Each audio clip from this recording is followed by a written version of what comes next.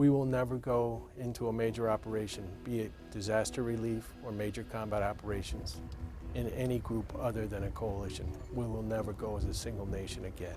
We need to be able to work together. We need to be interoperable. And the only way we can be interoperable when we need to be is to practice. BoldQuest gives us the opportunity to practice 100% of the time we're here. Since BoldQuest's beginning in 2003, the main mission remains the same. Improve allied nations' abilities in joint coalition fires, integrated air and missile defense, digitally aided close air support, friendly force tracking, virtual mission training, and this year, Coalition Intelligence, Surveillance, and Reconnaissance, or ISR. This particular BoldQuest is the biggest and best we've ever had. 14 partner nations and over 1,000 soldiers, sailors, airmen, and Marines that participated from the different coalition partners. We had never brought a coalition network in before. This time we had a mission partner environment where people could talk on a coalition network. Huge advances forward in every other area because they're all connected by the network. The other big event was bringing ISR in. ISR is a huge demand. It's used by all the nations. It helps us prosecute whatever we have to prosecute. We were able to use shared ISR in this BoldQuest. BoldQuest main operations were conducted at Fort Bliss, Texas, White Sands Missile Range, and Holloman Air Force Base, New Mexico. These locations provide the needed space and equipment for this sort of large-scale training. This year's partner nations included Australia, Belgium, the United Kingdom, Denmark, Finland, France, Germany, Italy, the Netherlands, Norway, Poland, Sweden, Canada, and American soldiers, sailors, airmen, and Marines. BoldQuest 15.2 brought the introduction of ISR to the Joint Coalition environment. Partner nations utilized ISR from multiple ground and air sources for target engagement in multiple missions and throughout the common joint forcible entry operation scenarios.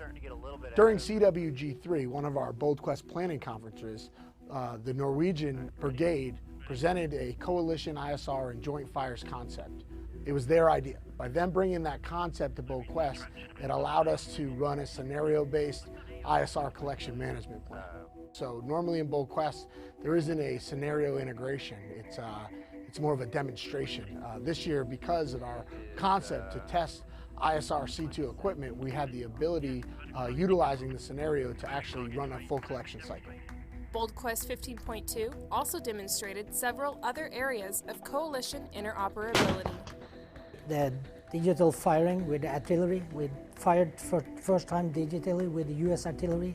The after integration for the DA-CAS on the F-35, the successful interoperability testing for the first time for Norway. We also managed to connect the Navy for digital fires from Fort Bliss, Texas into a fjord in northern Norway and do digital fires together with all the other stuff down here. So, BoldQuest Joint Fire Support had 13 nations working with 27 different system types, demonstrating coalition interoperability between Joint Fires officers, Joint Terminal Attack Controllers, and combined joint task forces.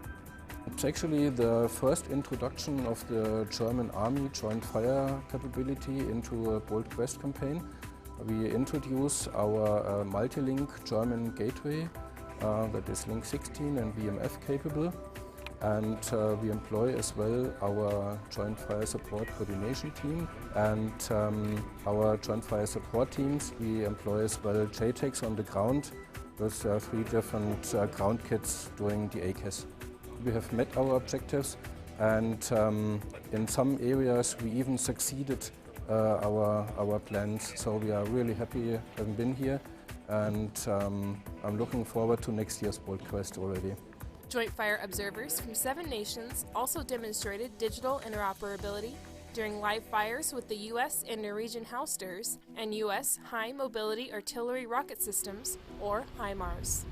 The main mission of BoldQuest is to advance interoperability in order to accelerate and improve the kill chain and improve communications for supporting fires from the sensor to shooter, regardless of the requester or provider's nationality, which makes integrated air and missile defense another main focus of functionality. BoldQuest 15.2 featured live and simulated sorties between Blue Force and opposing force events, focusing on air-to-air, surface-to-air, and air-to-surface engagements in a complex air and surface environment. It's an interesting experience. So far we've integrated with the Army to test their air defense missile systems. We're here supporting BoldQuest as a part of the integrated air and missile defense portion of BoldQuest. Working with the Joint Air-Ground Integration Cell for the first time, that's probably the biggest thing that I'll take away, and I think our crew will, because we haven't worked with them before, and certainly not in this capacity. 12 nations provided over 70 JTACs to test and demonstrate interoperability while using digitally aided close air support, or DACAS. Boots on the ground aren't a new thing in war, but the way they are protected has evolved greatly.